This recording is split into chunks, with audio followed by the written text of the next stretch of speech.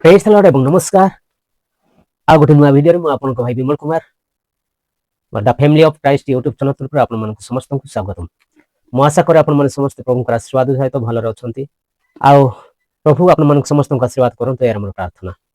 ତ ଆଜି ଆମେ ଯିବା ଗୋଟିଏ ଖ୍ରୀଷ୍ଟିଆନିଟି ଭିତରେ, ଯେ ଖ୍ରୀଷ୍ଟିଆନ ବିଶ୍ୱାସୀ ମାନଙ୍କ ଭିତରେ ଅନେକ ତ ଲୋକ ଜାଣିଛନ୍ତି, ସେମାନଙ୍କ ପାଇଁ ଯେଉଁମାନେ ଜାଣିନାହାନ୍ତି ସେମାନଙ୍କ ପାଇଁ ଆଜି ଏହି ଭିଡ଼ିଓଟି କି ଅନେକ ମଣ୍ଡଳୀର ମା ମାନେ କିମ୍ବା ପୁରୁଷମାନେ ମଧ୍ୟ ପ୍ରଶ୍ନ କରିଥାନ୍ତି, ଗୋଟେ ଚର୍ଚ୍ଚ ଘରେ ମାସିକ ପିରିୟଡରେ ବା ଋତୁସ୍ରାବ ହୋଇଥାନ୍ତି ସ୍ତ୍ରୀମାନେ, ସେତେବେଳେ ସେମାନେ ଚର୍ଚ୍ଚକୁ ଯିବା ଉଚିତ କି ଅନୁଚିତ, ଆଉ ଉଚିତ ନୁହେଁ ବୋଲି ଅଧିକାଂଶ ଲୋକ ମଧ୍ୟ ବିଶ୍ୱାସ କରିଥାନ୍ତି। ଆଉ କେହି ବି ସେମାନଙ୍କୁ କହିଛନ୍ତି ଯାହାରି ଫଳରେ ସେମାନେ ଚର୍ଚ୍ଚକୁ ନ ଯାଇ ରହୁଛନ୍ତି, ସେମାନଙ୍କର ଇଚ୍ଛା ଅଛି ଚର୍ଚ୍ଚକୁ ଯିବା ପାଇଁ। ଆଉ କେତେଟା ସ୍ତ୍ରୀ ମାନେ ଆଉ ପୁରୁଷ ମାନେ ନାଇଁ, ତମେ ଯଦି ତମ ଘରେ ଯଦି ପିରିୟଡ ସମୟରେ ଯେମିତି ଗୋଟେ ରେସ୍ପେକ୍ଟ ଦଉଛ, କେମିତି ଗୋଟେ ସୂଚି ଅଶୁଚି ବୋଲି ଭାବୁଛ, ଆଉ ସୂଚି ଅଶୁଚି ଯୋଉ ଚିନ୍ତା କରୁଛ, ସେଇଭଳି ତୁମେ ଚର୍ଚ୍ଚ ମଣ୍ଡଳୀକୁ ମଧ୍ୟ ସେମିତି ଦେଖିବାକୁ ପଡିବ ବୋଲି ସେମିତି କହିଥାନ୍ତି। ସେଥିପାଇଁ ସେମାନେ ଯାଇନଥାନ୍ତି ଚର୍ଚ୍ଚକୁ। ତ ସେଥିପାଇଁ ହିନ୍ଦୁ ଥିବା ସମୟରେ ଧର୍ନୀ ପୂଜା କରନ୍ତି। ସେ ଧର୍ନୀ ଗୋଟେ କରନ୍ତି, ପଥର ରଖି ଯୋଉ ପୂଜା କରନ୍ତି ଗୋଟେ ଗାଁରେ, ସେଇ ଜାଗାରେ ଆଉ ସେ ସାମ୍ନାକୁ ବିଲକୁଲ ଯାଆନ୍ତି ନାହିଁ। ଆଉ ଯୋଉମାନେ ଯାଆନ୍ତି ଅସମ୍ମାନ କଲା ଏସବୁ ଫାଇନ ମଧ୍ୟ କାଢି ଯାଉଥିଲେ। ତ ବର୍ତ୍ତମାନ ଆଉ ସେଇ ସ୍ତ୍ରୀ ମାନେ, ଆଦିବାସୀ ସ୍ତ୍ରୀ ମାନେ କଣ କରିବେ, ସାତ ଦିନ ପର୍ଯ୍ୟନ୍ତ ସେମାନେ ଅଶୁଚି ରହିବେ। ମାସିକ ପିରିୟଡରେ ସେମାନେ ଘରେ ପଶିବେନି, ଆମର ଦାଣ୍ଡରେ ନହେଲେ ତ ଗୋଟିଏ ତାଙ୍କ ଶୋଇବା ଘରେ କି ବାରଣ୍ଡାରେ ସେମାନେ କଣ କରିବେ, ସେଇଠି ଖାଇବା ଆଉ ପିଇବା ସବୁ କରିବେ, ବସିବେ। ଆଉ ଘରକୁ ଯିବେ ନାହିଁ, ଘରର କୌଣସି ପ୍ରକାର ରୋଷେଇ ଜିନିଷ, ଥାଳି ଗିନା କୌଣସି ଜିନିଷ ଛୁଇଁବେ ନାହିଁ।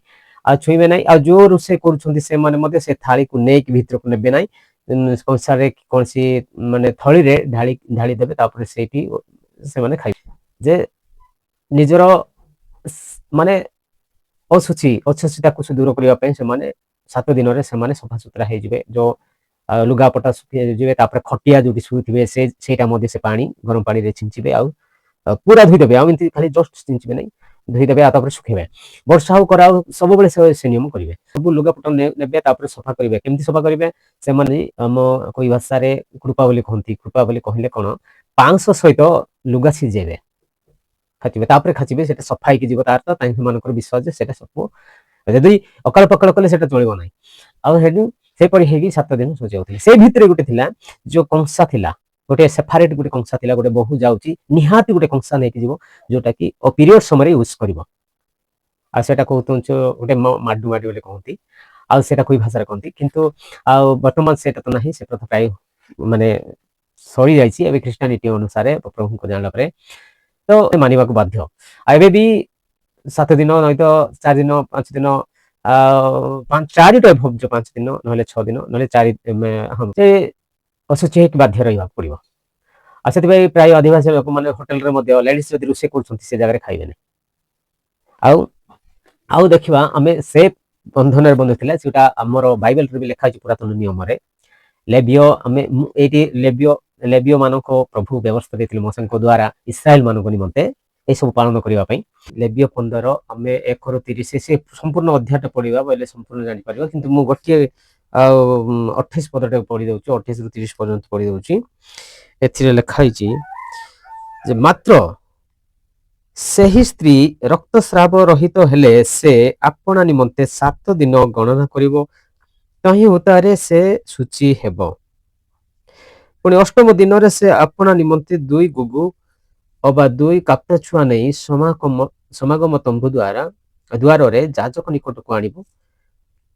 ତହିଁରେ ଯାଜକ ସେଥିରେ ଗୋଟିଏ ପାପାର୍ଥକ ବଳି ଓ ଅନ୍ୟଟିର ହୋମ ବଳି ରୂପେ ଉତ୍ସର୍ଗ କରିବ। ଆଉ ଯାଜକ ହାତରେ ରକ୍ତସ୍ରାବର ଔଷଧ ହେତୁ ସଦାପ୍ରଭୁଙ୍କ ସମ୍ମୁଖରେ ତାହା ନିମନ୍ତେ ପ୍ରାୟଶ୍ଚିତ କରିବ।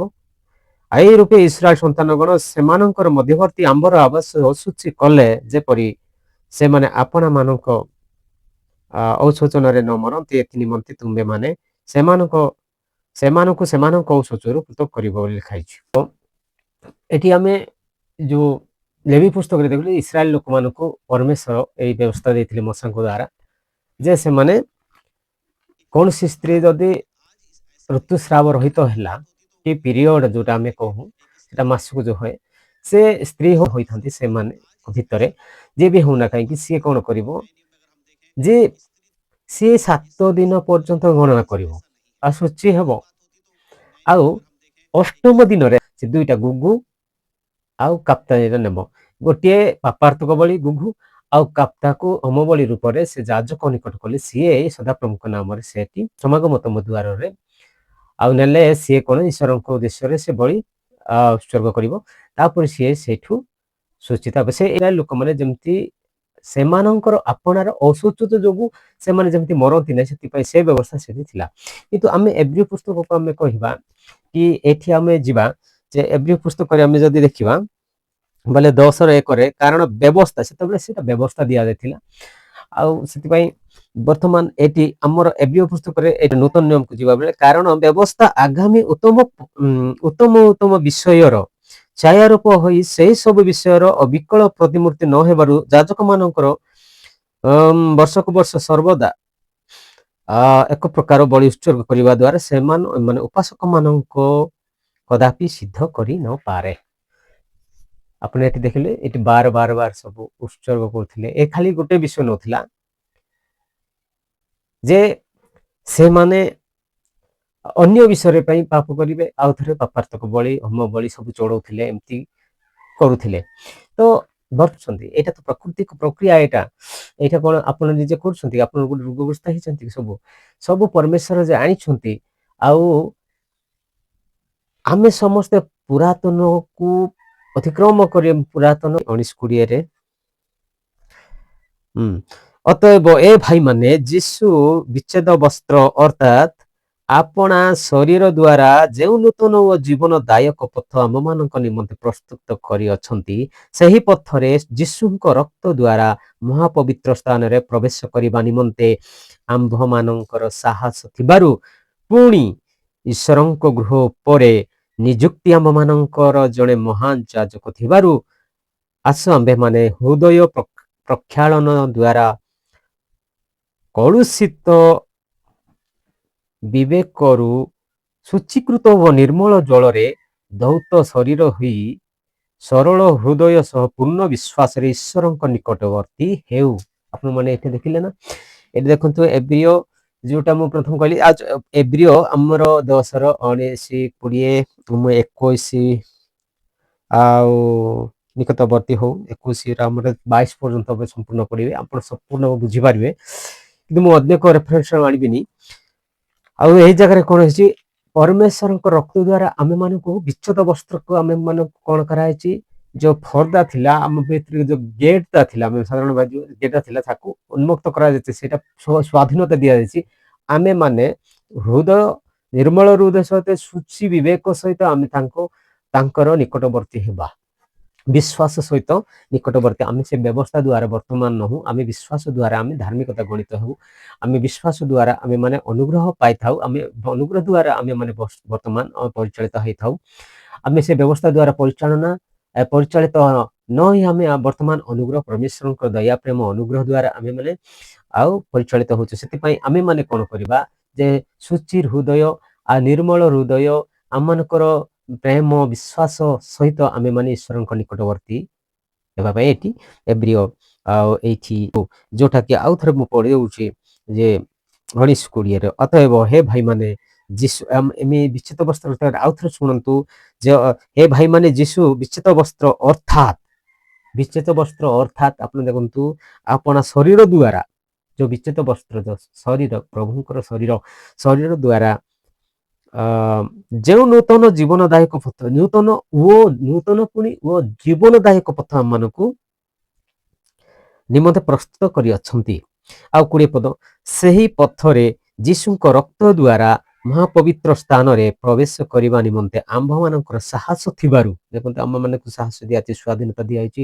ବର୍ତ୍ତମାନ ଆମେ ଯେମିତି ସ୍ୱାଧୀନତା ପାଇଥାଉ ଗୋଟେ କୌଣସି କାର୍ଯ୍ୟ କରିବା ପାଇଁ ସେଠି ଈଶ୍ୱରଙ୍କର ନିକଟବର୍ତ୍ତୀ ହେବା ପାଇଁ ମନ୍ଦିରକୁ ବା ଚର୍ଚ୍ଚକୁ ବା ସମାଗମ ତୁମକୁ ସେତେବେଳେ ଥିଲା ବର୍ତ୍ତମାନ ପରମେଶ୍ୱରଙ୍କର ଉପସ୍ଥିତିକୁ ଯିବା ପାଇଁ ଆମମାନଙ୍କର ସାହସ ଥିବାରୁ ଆଉ ଆମମାନଙ୍କୁ ସାହସ ଦିଆଯାଇଛି ଯେ ପୁଣି ଈଶ୍ୱରଙ୍କ ରକ୍ତ ଗୃହ ଉପରେ ନିଯୁକ୍ତି ଆମମାନଙ୍କର ଜଣେ ମହାନ ଯାଜକ ଥିବାରୁ ଆଉ ଆମର ମଣ୍ଡଳୀ ଗୁଡାକରେ ମଧ୍ୟ ପ୍ରଭୁଙ୍କର ଦାସମାନେ ନିଯୁକ୍ତି ହୋଇଥାନ୍ତି। ସେମାନେ ଥିବା ଯୋଗୁଁ ନିଯୁକ୍ତି କରିଛନ୍ତି, ସେମାନେ ଥିବା ଯୋଗୁଁ ଆସ ଆମେ ମାନେ ହୃଦୟର ପ୍ରକ୍ଷାଳନ କରିବା। ଆମେ ସେଇ ବସ୍ତ୍ର, କୌଣସି ପ୍ରକାର ଖଟିଆ, ଥାଳି, ଗିନା ଯେହେତୁ ଛୁଇଁଲୁ ସେ ଲୁଗାପଟା, ଖଟିଆ ସବୁ ସ୍ଥଳ ଆମେ ଧୋଇବା ପାଇଁ ଏଠି କୁହାଯାଇନି। ଏଠି ଆମେ ମାନେ କଣ କରିବା, ହୃଦୟକୁ ପ୍ରକ୍ଷାଳନ କରିବା, ଆମେ ହୃଦୟକୁ ମାନେ ଧୌତ କରିବା। ଆଉ କଳୁଷିତ ବିବେକରୁ ଶୁଚୀକୃତ ଓ ନିର୍ମଳ ଜଳରେ ଦୌତ ଶରୀର ହୋଇ ସରଳ ହୃଦୟ ସହ ପୂର୍ଣ୍ଣ ବିଶ୍ୱାସରେ ଈଶ୍ୱରଙ୍କ ନିକଟବର୍ତ୍ତୀ, ଆଉ ପୂର୍ଣ୍ଣ ବିଶ୍ୱାସ ସହିତ ସରଳତା ସହିତ ଆମେ ମାନେ ନିକଟବର୍ତ୍ତୀ ହେବା। ଏଇଟା କଣ ଆପଣ ନିଜେ ତିଆରି କରୁଛନ୍ତି କି? ଆପଣ ସୂଚିତ ହଉଛନ୍ତି କି? ଏଇଟା ତ ପରମେଶ୍ୱର ହିଁ ଏହି ବ୍ୟବସ୍ଥା ରଖିଛନ୍ତି। ପରମେଶ୍ୱର ଏଇପରି ସୃଷ୍ଟି କରିଛନ୍ତି ପ୍ରଭୁ। ଏଇଟା ହଉଛି ନାରୀ ମାନଙ୍କର ଗୋଟିଏ ମାନେ ପ୍ରାକୃତିକ ପ୍ରକ୍ରିୟା। ଏଇଟାକୁ କୌଣସି ପ୍ରକାର ରୋଗଗ୍ରସ୍ତ କୁହାଯାଇଛି। ଆପଣଙ୍କୁ ପ୍ରଭୁ ରୋଗଗ୍ରସ୍ତ ହବାରେ ଯାଆନ୍ତୁ, ଆପଣ ଦୁର୍ଗନ୍ଧରେ ଯାଆନ୍ତୁ, ଆପଣ ପରିସ୍ଥିତିରେ ଦୁର୍ଗନ୍ଧ ହଉନ୍ତୁ, ପୋକ ପଡିଥାନ୍ତୁ, ପ୍ରଭୁ ଆପଣଙ୍କୁ ସମସ୍ତଙ୍କୁ ସ୍ପର୍ଶ କରି ସୁସ୍ଥ କରିବା ପାଇଁ ପ୍ରସ୍ତୁତ ଅଟନ୍ତି। ଆପଣ ସମସ୍ତଙ୍କୁ କାହାକୁ ମନା କରିନାହାନ୍ତି ଦୁର୍ଗନ୍ଧରେ ହେଲେ ବୋଲି। ଆପଣ ଯଦି ସେଇ ଜାଗାକୁ ଯିବେନି ଦୁର୍ଗନ୍ଧ ସମୟରେ, କୌଣସି ପ୍ରକାର ଏଇ ଯୋଉ ପରିସ୍ଥିତିରେ ଆପଣ ତାଙ୍କୁ ଯିବେ, ତାଙ୍କ ବିନା ଆପଣ କଣ କରିପାରିବେ? ସେଥିପାଇଁ ଯଦି ଈଶ୍ୱର ଜାତି ଅଶୁଚି କରିବେ, ଆପଣ କୋଉଠି ଯାଇକି ସୁସ୍ଥତା ପାଇବେ? ସେଥିପାଇଁ ଆପଣ ମାନଙ୍କୁ ମୋର ଅନୁରୋଧ, ଏସବୁ ଇନଫର୍ମେସନ, ରଙ୍ଗ ଇନଫର୍ମେସନକୁ ନ ଯାଇ ଭୁଲ ଶିକ୍ଷା, କୌଣସି ଶିକ୍ଷାକୁ କୌଣସି ବ୍ୟକ୍ତି କହିଛନ୍ତି, ଆପଣ ସେଥିପାଇଁ ଆପଣ ସେଇ ଶିକ୍ଷାକୁ ନେଇକି ଯଦି ଆପଣ ଚର୍ଚ୍ଚକୁ ଯାଉନାହାନ୍ତି, ଆଉ ସେଇ ବାଇବେଲ ପଢୁନାହାନ୍ତି, ବାଇବେଲ ଛୁଉଁନାହାନ୍ତି, ଆଉ କୌଣସି ଏସବୁ ବିଷୟକୁ ଆପଣ ଛାଡ଼ି ଦିଅନ୍ତୁ। ପ୍ରଭୁ ଆପଣଙ୍କୁ ସବୁ ଅବସ୍ଥାରେ, ପ୍ରତି ଅବସ୍ଥାରେ ଆପଣଙ୍କୁ ଚାହୁଁଛନ୍ତି। ଦେଖନ୍ତୁ, ଆମେ ଗୋଟେ କହିବା ମାର୍କ 5 ଅଧ୍ୟାୟର, ଆଉ ସେଇଠି ଆମେ ଗୋଟେ ଦେଖିବା ମାର୍କ 5 ଅଧ୍ୟାୟର 25 ପଦରେ ପଢିବା। ସେତେବେଳେ 12 ବର୍ଷ ପର୍ଯ୍ୟନ୍ତ ହୃଦୟର ରୋଗଗ୍ରସ୍ତା ଜଣେ ସ୍ତ୍ରୀ ଲୋକ, ଯେ କି ଅନେକ ବୈଦ୍ୟଙ୍କ ଦ୍ୱାରା ବହୁ କ୍ଲେଶ ଭୋଗ କରି ସର୍ବସ୍ୱ ବ୍ୟୟ କରିଥିଲେ ହେଁ କିଛି ମାତ୍ର ଉପକାର ପାଇ ନ ପାଇ ବରଂ ଅଧିକ ପୀଡ଼ିତ ହୋଇ ପଡ଼ିଥିଲା। ସେ ଯୀଶୁଙ୍କ ବିଷୟ ଶୁଣି ଲୋକ ସମୂହ ମଧ୍ୟରେ ପଛଆଡ଼ୁ ଆସି ତାହାଙ୍କର ଲୁଗା ଛୁଇଁଲା, କାରଣ ସେ କହୁଥିଲା, କେବଳ ତାହାଙ୍କର ଲୁଗା ଛୁଇଁଲେ ମୁଁ ସୁସ୍ଥ ହେବି। ସେ କ୍ଷଣି ତାହାର ରକ୍ତସ୍ରାବ ଶୁଷ୍କ ହେଲା। ପୁଣି ସେ ଯେ ରୋଗରୁ ଆରୋଗ୍ୟ ହୋଇଅଛି, ଏହା ସେ ନିଜ ଦେହରେ ଅନୁଭବ କଲା। ହୃଦୟର ରୋଗଗ୍ରସ୍ତ କଣ୍ଟିନ୍ୟୁଡ୍ ବ୍ଲିଡିଂ ହଉଥିଲା। ସେପରି ସ୍ତ୍ରୀ 12 ବର୍ଷ ବହୁତ ବୈଦ୍ୟ ପାଖକୁ, ଡକ୍ଟର ପାଖକୁ, ବଡ଼ ବଡ଼ ହସ୍ପିଟାଲକୁ, ଅପରେସନ ମେଡିକାଲ ସବୁ ଯାଇଥିଲା, କିନ୍ତୁ ମେଡିସିନ ବହୁତ ଖଇକି ସେ ଗୁଣି ଘାଇଡ଼ି ଅନେକଙ୍କ ନିକଟକୁ ଯାଇକି ମଧ୍ୟ ସିଏ କଣ ଅନେକ ସର୍ବସ୍ୱ ବ୍ୟୟ, ଏଠି ଲେଖା ହେଇଛି ସର୍ବସ୍ୱ ବ୍ୟୟ କରିଥିଲା, କିନ୍ତୁ ସେ ସୁସ୍ଥତା ପାଉନଥିଲା। କେବଳ ସେ ଆହୁରି ଅଧିକ ପୀଡ଼ିତ ଅବସ୍ଥାରେ ରହୁଥିଲା। ସେତେବେଳେ ସେ ବିଶ୍ୱାସ କଲା ଯେ ଯୀଶୁଙ୍କର ଲୁଗା ଛୁଇଁଲେ ମୁଁ ସୁସ୍ଥତା ହେବି ବୋଲି। ତାଙ୍କ ପାଖରେ ଗୋଟେ ନିର୍ମଳ ହୃଦୟ ସହିତ ତାଙ୍କର ଗୋଟେ ଆଶା ଥିଲା, ଭରସା ଥିଲା, ବିଶ୍ୱାସ ଥିଲା। ଆଉ ଯୀଶୁଙ୍କ ଖାଲି ଲୁଗା ଛୁଇଁଲେ, ଅଶୁଚି ହେଇଛନ୍ତି, ପିରିୟଡ଼ ସମୟରେ କାହାକୁ ଛୁଇଁ ଦେଲେ ସେ ଅଶୁଚି ହଉଛି। କିନ୍ତୁ ଯୀଶୁ ସେତେବେଳେ ମନା କରିଥିଲେ, ତମେ ଅଶୁଚି ହେଇଛ, ମତେ ଲୁଗା କାହିଁ ଛୁଇଁଲ? ପବିତ୍ର ପରମେଶ୍ୱର ସେ। ସମାଗମ ବିଷୟରେ ଆମେ ଯଦି ଦେଖି, ପବିତ୍ର ଇସ୍ରାଏଲର ପରମେଶ୍ୱର, ପବିତ୍ର ପରମେଶ୍ୱର, ନିଷ୍କଳଙ୍କ ପରମେଶ୍ୱର, ତାଙ୍କୁ ଗୋଟେ ଅଶୁଚି ସ୍ତ୍ରୀଟେ ତାକୁ ଛୁଉଁଛି, ତାର ଲୁଗା ଛୁଇଁଲେ, ସିଏ ଯାଇକି 7 ଦିନ ଆଉ ଶୁଚି ରହିଲେ କି? 7 ଦିନ ରହିଲେ କି? 8 ଦିନରେ ଗୁଗୁ କାପ୍ତାକୁ ନେବେ କି? ହୁଏତ ସେ ଯୀଶୁ, କିନ୍ତୁ ଗୁଗୁ କାପ୍ତା ଆବଶ୍ୟକ ନାହିଁ, କିନ୍ତୁ ସେ ଅଶୁଚି ରହିବା କଥା। କିନ୍ତୁ ସେ ରହିଲେ କି? ରହିନାହାନ୍ତି। ସେ କାହିଁକି ରହିନାହାନ୍ତି? କାରଣ ପରମେଶ୍ୱର ଏସବୁ ଭେଦଭାବର ପରମେଶ୍ୱର ନୁହନ୍ତି। ଆପଣ ନିଜେ ତିଆରି କରିନାହାନ୍ତି। ଆପଣଙ୍କୁ ପ୍ରଭୁ ସେଇ ପ୍ରକାର କଣ୍ଡିସନରେ ଆପଣଙ୍କୁ ସୃଷ୍ଟି କରିଛନ୍ତି। ଆଉ ଆଜିକାଲି ଲୋକମାନେ କଣ କରନ୍ତି, ଯେଉଁମାନେ ମାସିକ ଋତୁସ୍ରାବ ନହେଲେ ମେଡିକାଲ ମାନେ ପରାମର୍ଶ କରିଥାନ୍ତି। ଆଜି ନିୟମିତ ଋତୁସ୍ରାବ ହଉନି, ନିୟମିତ ପିରିୟଡ଼ ହଉନାହିଁ କହିକି ସେମାନେ ମେଡିକାଲକୁ, ଏଇଟା ତ ଆନନ୍ଦ ବିଷୟ ଯେ ନାରୀର ଗୋଟେ ପରିଷ୍କୃତ ଯୋଉ ଋତୁସ୍ରାବ ମାନେ ମାସିକ ପିରିୟଡ଼ ହଉନଥିବା ଘରେ ଝିଅ ପାଇଁ କି ମାନେ ମା ପାଇଁ, ସ୍ତ୍ରୀ ପାଇଁ, ଆଉ ଲୋକ ବହୁତ ଦୁଃଖ କରିକି ପଇସା ବ୍ୟୟ କରିଥାନ୍ତି। କିନ୍ତୁ ପରମେଶ୍ୱର ଆପଣ ଯାଆନ୍ତୁ, ପ୍ରାର୍ଥନା କରନ୍ତୁ। ଆପଣ ଯଦି ନିୟମିତ ଋତୁସ୍ରାବ ହଉନାହାନ୍ତି, ପ୍ରାର୍ଥନା କରନ୍ତୁ, ସେ ଅଧିକାର ପ୍ରଭୁ ଆପଣଙ୍କୁ ଦେଇଛନ୍ତି। ତାଙ୍କର ଶରୀର ଦ୍ୱାରା ତାଙ୍କ ରକ୍ତ ଦ୍ୱାରା ସେ ଆପଣମାନଙ୍କୁ ସ୍ୱାଧୀନତା ଦେଇଛନ୍ତି, ସାହସ ଦେଇଛନ୍ତି। ଆପଣଙ୍କ ପାଇଁ ଗୋଟେ ପରମେଶ୍ୱରଙ୍କ ଦାସକୁ ନିଯୁକ୍ତି କରିଛନ୍ତି। ସେ ମଣ୍ଡଳକୁ ଯାଆନ୍ତୁ, ସେଇଠି ସ୍ୱୀକାର କରନ୍ତୁ, ପ୍ରାର୍ଥନା କରନ୍ତୁ, ପ୍ରାଚୀନମାନଙ୍କ ଦ୍ୱାରା ପ୍ରାର୍ଥନା କରନ୍ତୁ, ଆପଣ ନିଜେ ପ୍ରାର୍ଥନା କରନ୍ତୁ। ଏମିତି ବି ଆପଣ ବି ପ୍ରାର୍ଥନା କରିବା ବନ୍ଦ ବି କରୁଥିବେ। କେତେକ ମା ମାନେ କଣ ଅସୁଚିତାରେ ମୁଁ କାହିଁକି ପ୍ରଭୁଙ୍କୁ ଡାକିବି ବୋଲି ସେ ମନା କରିଥିଲେ। ସେମିତି ନୁହେଁ, କିନ୍ତୁ ଆପଣଙ୍କୁ ସମସ୍ତେ ସେଇ 12 ବର୍ଷ ଯିଏ ବ୍ଲିଡିଂ ରହୁଥିଲା ତାର ଦୁର୍ଗନ୍ଧ କେତେ ହଉନଥିବ, କେତେ ସଫା କରିବ, ବସ୍ତ୍ର ଉପରେ ବସ୍ତ୍ର, ବସ୍ତ୍ର ଉପରେ ବସ୍ତ୍ର, ସେ କେତେ ଦୁର୍ଗନ୍ଧ। ଯୀଶୁ ତାକୁ ଛୁଉଁଛନ୍ତି, ଯୀଶୁଙ୍କୁ ସେ ଯେତେବେଳେ ତାଙ୍କ ଲୁଗା ଛୁଉଁଛନ୍ତି ସେ ଶୁଷ୍କ ହେଇଛନ୍ତି। ସେ ଆଗରୁ ବିଶ୍ୱାସ କରିଥିଲେ, ଛୁଇଁବା ପୂର୍ବରୁ ବିଶ୍ୱାସ କରିଥିଲେ ଯେ ସିଏ ସୁଦୃଢ଼ତା ନିଶ୍ଚିତ ହେଇଥିଲେ ଯେ ମୁଁ ଛୁଇଁଲେ, ଯୀଶୁଙ୍କର ଲୁଗା ଯଦି ଛୁଇଁବି ମୁଁ ସୁସ୍ଥତା ପାଇବି। ତାହେଲେ ସିଏ ତାଙ୍କୁ ଯୀଶୁ କଣ କଲେ, ତମ ବିଶ୍ୱାସ ତୁମକୁ ସୁସ୍ଥ କଲା, ତୁମେ କୁଶଳରେ ଯାଅ। ହେଇଛ, ତମେ ଗୋଟେ ରୋଗଗ୍ରସ୍ତ ସ୍ତ୍ରୀ ଲୋକ, ତମେ ଦୁର୍ଗନ୍ଧ ହଉଛ, ଆଉ କେତେ ସ୍ମେଲ ହଉଛି, ଲୋକମାନେ ସବୁ ଘୃଣା କରୁଛନ୍ତି, ଆଉ ଏ ପବିତ୍ର ଲୋକକୁ ତମେ ଛୁଇଁଲେ ବୋଲି କିଛି ପ୍ରଶ୍ନ କରୁଛନ୍ତି? ଯୀଶୁ କେବେ କହିଛନ୍ତି? ସିଏ ଆହୁରି ବିଶ୍ୱାସ ଏତେ ତାକୁ ଇଏ କରୁଛି, କୌଶଳରେ ଯାଅ, ତମେ ସୁସ୍ଥତା ପାଇଯାଉଛ, ତମ ବିଶ୍ୱାସ ଦ୍ୱାରା ସୁସ୍ଥତା ପାଇଛନ୍ତି। ପ୍ରଭୁ ଆପଣଙ୍କୁ ବିଶ୍ୱାସ ଚାହୁଁଛନ୍ତି, ଆପଣଙ୍କର ଉପସ୍ଥିତିକୁ ଚାହୁଁଛନ୍ତି, ଆପଣଙ୍କ ଅନୁରୋଧକୁ ଚାହୁଁଛନ୍ତି। ଆପଣ ସେ ଅସୁଚିତାକୁ ଆଉ ରଙ୍ଗ ଇନଫର୍ମେସନ, ଭୁଲ ଶିକ୍ଷା, କୌଣସି ପ୍ରକାର ଲୋକ କହିଦେଇଛନ୍ତି ବୋଲି ଆପଣ ସେଇ କଥାକୁ ଧରିକି ଆପଣ ଯଦି ବାଇବେଲ ପଢିବେନି, ପ୍ରାର୍ଥନା କରିବେନି, ଚର୍ଚ୍ଚକୁ ଯିବେନି, ହଉ ଚର୍ଚ୍ଚକୁ ଆଉ ଆପଣ ଚାହୁଁଛନ୍ତି ମନ ଡେଲି ଯାଉଛନ୍ତି, ଆପଣ ସେଇ କାରଣ ଯୋଗୁଁ ଆପଣ ଯାଉନାହାନ୍ତି, ଏଇଟା ଗୋଟେ ଦୁଃଖର ବିଷୟ। ଆପଣ କାହିଁ ମନା କରୁଛନ୍ତି ନିଜକୁ? ଆପଣ ଉପସ୍ଥିତ ପ୍ରଭୁଙ୍କ ନିକଟକୁ ଯାଆନ୍ତୁ, ଆପଣଙ୍କ ପାଇଁ ଦ୍ୱାର ଖୋଲା ହେଇଛି, ଆପଣଙ୍କ ପାଇଁ ପରମେଶ୍ୱରଙ୍କର ପଥ, ପରମେଶ୍ୱରଙ୍କର ପ୍ରେମର ପଥ ଖୋଲା ଯାଇଛି, ପରମେଶ୍ୱରଙ୍କ ଆଶୀର୍ବାଦର ପଥ ଖୋଲା ହେଇଛି, ପରମେଶ୍ୱରଙ୍କର ଅନୁଗ୍ରହର ପଥ ଖୋଲା ଯାଇଛି, ଖୋଲା ହେଇଛି। ପରମେଶ୍ୱର ଆପଣଙ୍କୁ ସେ ବାହୁରେ କୁଳେଇବା ପାଇଁ ଚାହୁଁଛନ୍ତି। ଏ ମୋ ଝିଅ, ମୁଁ ଆସେ, ମୁଁ ତତେ ଆଶୀର୍ବାଦ କରିବି କହୁଛନ୍ତି। ଆପଣ ସେ ନିକଟକୁ ନ ଯାଇ ଆପଣ ସେଇ ସବୁ ରଙ୍ଗ ଇନଫର୍ମେସନରେ ଆପଣ ଲୁପ୍ତ ରହି ଆପଣଙ୍କୁ କିଛି ଲାଭ ନାହିଁ। ସେ ସ୍ତ୍ରୀ ବିଷୟରେ ଆପଣ ଭଲରେ ଚିନ୍ତା କରନ୍ତୁ। ସିଏ ଗୋଟେ ସବୁବେଳେ ବ୍ଲିଡିଂ ଉପରେ ବ୍ଲିଡିଂ, ସେ ଯୋଉ କେତେ ଅଶୁଚି ହେଇନଥିବ, ସେ ତାକୁ ଡକ୍ଟର, ବୈଦ୍ୟ ଆଉ ବିଭିନ୍ନ ପ୍ରକାର ବଡ଼ ବଡ଼ ହସ୍ପିଟାଲ ସର୍ବସ୍ୱ ବିକ୍ରି, ଧନ ସମ୍ପତ୍ତି ହେଇକି ମଧ୍ୟ ତା ଜୀବନରେ କେତେ ଦୁଃଖ, ତାଙ୍କର ନିଜ ଲୋକମାନେ ତା ପାଖରେ ନଥିବେ, ସେମାନେ କହୁଥିବେ ଇଏ ସବୁ ମରିଗଲେ ଭଲ ହେବ, ପଇସା ତ ଖର୍ଚ୍ଚ ହେଲା, ଦୁର୍ଗନ୍ଧ ହଉଛି, ଖାଇବାକୁ ଭଲ ଲାଗୁନି, ତାକୁ ସେବା ନ କଲେ ନ ଚଳେ, କୌଣସି ବରଂ ମରିଗଲେ ଭଲ, ଆମ ଲୋକ ପ୍ରାୟ ଏମିତି କୁହନ୍ତି। ସେଭଳି କେତେ କହନ୍ତି, ତାକୁ ଅପମାନ କରିଥିବେ, ସାହି ପଡ଼ିଶାରେ ମିଶି ପାରିନଥିବ, ସିଏ ଆଉ ଦୁର୍ବଳ ଅନୁଭବ କରି ସେ କେତେ ଦୁଃଖ ଜୀବନରେ କଷ୍ଟ ଅନୁଭବ କରିଥିବ। ସିଏ କେତେବେଳେ ଯୀଶୁଙ୍କ ତାଙ୍କର ଅନୁଭବ ଆସିଲା। ଦେଖନ୍ତୁ ଏଇଠି ଗୋଟେ ପ୍ରଶ୍ନ, ଯେ ଯୀଶୁ କଣ ତାହା ଜାଣିନଥିଲେ କି? ଯେତେବେଳେ ସେ ଜଗତକୁ ଆସିଲା ପରେ କେବଳ ଜାଣିଲେ କି ସିଏ ଗୋଟେ ଧନ୍ୟ ନାରୀ ଯିଏ ଋତୁସ୍ରାବ ରେ ମାନେ ପ୍ରଦର ରୋଗଗ୍ରସ୍ତରେ ଥିଲା, ଯିଏ ବ୍ଲିଡିଂ ଅବସ୍ଥାରେ ଥିଲା, ସେ ଯାହାର କିନ୍ତୁ ବ୍ଲିଡିଂ ମାନେ କମୁନଥିଲା, ଶୁଷ୍କ ହଉନଥିଲା, ସେଠି ଶୁଷ୍କ ବିଷୟରେ ଲେଖା ଅଛି, ଶୁଷ୍କ ହେଇଗଲେ ଯେତେବେଳେ ଛୁଇଁଲେ କିଣେ ଶୁଷ୍କ ହେଲେ, ସିଏ ପରମେଶ୍ୱରଙ୍କର ଗୋଟେ ମୂଲ୍ୟବାନ ହେଇଥିଲା। ଆପଣ ବି ପରମେଶ୍ୱରଙ୍କ ପାଇଁ ମୂଲ୍ୟବାନ ଅଛନ୍ତି। ଯୀଶୁ ଯୋଉ ଏଇ ଜଗତକୁ ଆସିନଥିଲେ, ସେ କଣ ପରମେଶ୍ୱର ଥିଲେ? ଆଦ୍ୟରେ ବାକ୍ୟ ଥିଲେ, ବାକ୍ୟ ଈଶ୍ୱରଙ୍କ ସଙ୍ଗରେ ଥିଲେ, ସେଇ ବାକ୍ୟ ଈଶ୍ୱର ଥିଲେ, ସେ ଅନୁସାରେ ସେ ଈଶ୍ୱର ଥିଲେ, ସେ ବାକ୍ୟ ମାଧ୍ୟମରେ ଥିଲେ। ସେତେବେଳେ କଣ ଜାଣିନଥିଲେ ସେ ଏତେ କଷ୍ଟ ପାଉଛନ୍ତି ବୋଲି? ଏଇଟା ଯୀଶୁଙ୍କର ପ୍ରଥମ ଆଗମନ, ଦ୍ୱିତୀୟ ଆଗମନ ତ ହବ, ପ୍ରଥମ ଯୀଶୁ ଯୋଉ ଆଗମନର ମହିମା, ପରମେଶ୍ୱରଙ୍କର ମହିମା ନିମନ୍ତେ ସେ ପ୍ରସ୍ତୁତ କରାଯାଇଥିଲା। ସେ ନାରୀ ପରମେଶ୍ୱରଙ୍କର ମହିମା ନିମନ୍ତେ ପ୍ରୟୋଜିତ ହେଇଯାଇଥିଲା, ପ୍ରୟୋଜନ କରାଯାଇଥିଲା ତାକୁ। ପରମେଶ୍ୱର ତାଙ୍କୁ ସେ ଲାଜାରା, କେତେ ଜଣ ଖଞ୍ଜ ଖେପା ଥିଲେ, ସେମାନଙ୍କୁ ପ୍ରଭୁ ଆମେ ଯଦି ଘାଟା ହେଇଛି, ପୂଜ ସେପ୍ଟିକ ହେଇଛି, ତାକୁ ଛୁଇଁବା ପାଇଁ ଆମେ ଘୃଣା କରିଥାଉ, କିନ୍ତୁ ଯୀଶୁ ସେମାନଙ୍କୁ ସବୁ ସୁସ୍ଥ କରୁଛନ୍ତି। ଉଠିକି ଯାଅ, କୋଷ୍ଠୀ ମାନେ ଯାଅ, ଏ ରୋଗ ଡେଇଁବ ବୋଲି ଆମେ କହୁ, କିନ୍ତୁ ସେ କହୁଛନ୍ତି ତୁମେ କୁଶଳରେ ଯାଅ, ଖଟିଆ ଘେନିକି ଯାଅ। ଏତେ ସାଧାରଣ କଥା ନୁହେଁ। ଆଉ ସେଇଟା ସେ ପରମେଶ୍ୱରଙ୍କର ଭଲ ପାଇବା, ପ୍ରେମ, ଅନୁଗ୍ରହ, ଆଶୀର୍ବାଦ, ଏସବୁ ଆମମାନଙ୍କ ନିମନ୍ତେ।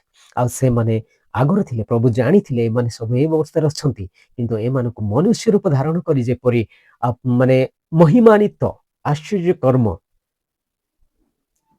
ଦେଖାଇବା ନିମନ୍ତେ ପରମେଶ୍ୱର ଏମାନଙ୍କୁ ଗୋଟେ ପରମେଶ୍ୱରଙ୍କର ମହିମା ପ୍ରକାଶ କରିବା ପାଇଁ ଏମାନେ ଆଉ ଏମାନେ ଆଉ କଣ କହନ୍ତି ପ୍ରୟୋଜନ କରାଯାଇଥିଲା ଏମାନଙ୍କୁ ଏମିତି ପରିସ୍ଥିତିରେ ସେମାନଙ୍କର ରଖାଯାଇଥିଲେ। ସେ ପ୍ରଭୁ ସେଠୁ ଚାହିଁଥିଲେ ସେମାନେ ପ୍ରଭୁ ପ୍ରଭୁ ପ୍ରଭୁ ବୋଲି ତ ଡାକିଥିବେ ନା, ସେମାନେ ଡାକିଥିବେ ନିଶ୍ଚୟ, କିନ୍ତୁ ସେଇଠି କେବେ କଲେନି। କିନ୍ତୁ ଯୀଶୁ ଆସିଲେ ତାପରେ ସେ ସେମାନଙ୍କର ବିଶ୍ୱାସ ବି ଚାହୁଁଥିଲେ, ଆପଣଙ୍କ ଜୀବନକୁ ମଧ୍ୟ ବିଶ୍ୱାସ କରୁଛନ୍ତି, ଆପଣଙ୍କ ଡାକିବାର ସ୍ୱର ବି ଚାହୁଁଛନ୍ତି। ଆପଣ ସେଇ ସମସ୍ତ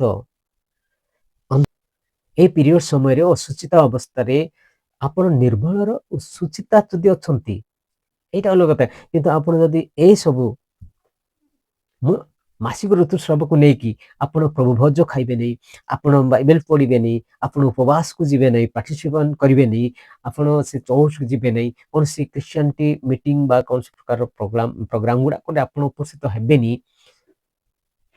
ତାହେଲେ ସମସ୍ତ ରଙ୍ଗ ଇନଫର୍ମେସନ ଆପଣଙ୍କୁ ସମ୍ପୂର୍ଣ୍ଣ ଭାବରେ ସ୍ୱାଧୀନତା ବାଇବେଲ ଦେଇଛି। ଈଶ୍ୱରଙ୍କର ବାକ୍ୟ ଆପଣଙ୍କୁ କହୁଛି ଆପଣ ଯାଆନ୍ତୁ, ଚର୍ଚ୍ଚକୁ ଆସନ୍ତୁ, ଯାଆନ୍ତୁ, ଆପଣଙ୍କ ପାଇଁ ଦୁଆର ଖୋଲା ହେଇଛି, ଦୁର୍ଗନ୍ଧ କହିକି ଯାଆନ୍ତୁ।